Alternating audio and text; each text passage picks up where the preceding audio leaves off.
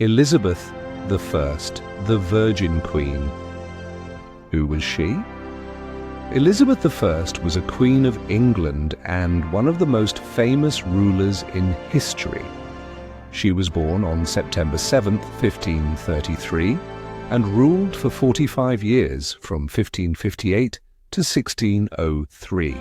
This time is known as the Elizabethan era, a period filled with adventure, creativity, and exploration, early life, born into royalty. Elizabeth was the daughter of King Henry VIII and his second wife, Anne Boleyn. When she was born, her father really wanted a son, so he was not very happy at first. But Elizabeth grew up to be very clever and strong. Tough times. When Elizabeth was just 2 years old, her mother was executed, which means she was killed because of political troubles. This made Elizabeth's life difficult, and she faced many challenges as she grew up. Despite this, she was given a great education, learning history, languages, and literature. Becoming queen, a new queen. After the death of her half-sister Mary I in 1558, Elizabeth became queen at the age of 25. She took over a country that was divided by religion, with some people being Catholic and others being Protestant. Elizabeth wanted to bring peace and unity, making changes Elizabethan religious settlement. Elizabeth created rules called the Religious Settlement. She established the Church of England and tried to allow people to practice their own beliefs peacefully. This was a big step toward religious tolerance in England. Loving the arts. Elizabeth loved the arts, and her reign was a golden age for English literature and theatre. Great writers like William Shakespeare and Christopher Marlowe created amazing plays and poetry.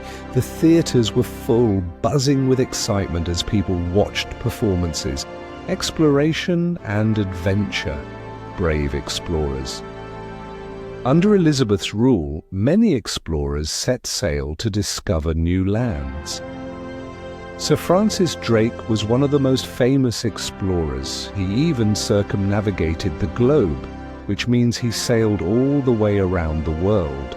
These explorations helped England grow stronger and more influential. New territories. Explorers like Sir Walter Raleigh tried to establish colonies in places like America. They brought back stories of new lands and treasures, exciting the imaginations of the people back home facing challenges. The Spanish Armada. One of the biggest challenges Elizabeth faced was the threat from Spain. In 1588, King Philip II of Spain sent a huge fleet of ships called the Spanish Armada to conquer England. Many thought England would lose, but Elizabeth inspired her navy with her bravery. They fought back fiercely and, against all odds, the English navy won. This victory made Elizabeth even more popular, a queen with no husband, the Virgin Queen.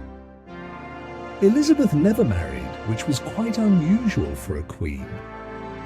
Many princes from different countries wanted to marry her, but she chose to stay single. She liked being independent and believed she could rule best without a husband. She famously said, "I am married to my kingdom, legacy, death and succession."